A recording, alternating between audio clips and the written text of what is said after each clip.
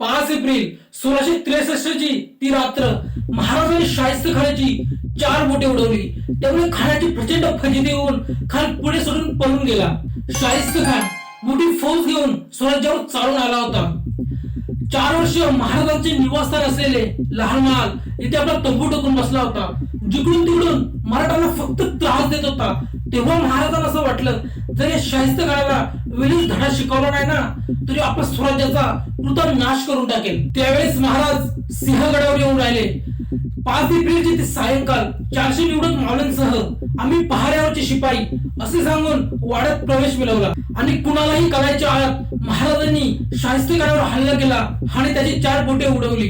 त्यामुळे खानाची प्रचंड फजिती झाली आणि खान पुणे सोडून बंगालला पळाला. अशा प्रकारे महाराजांनी खानाला धडा शिकवला. माहिती कशी वाटली ना, कमेंट करून सांगा आणि अशा शिवकालीन माहितीसाठी आपल्याला सबस्क्राईब नक्की करा.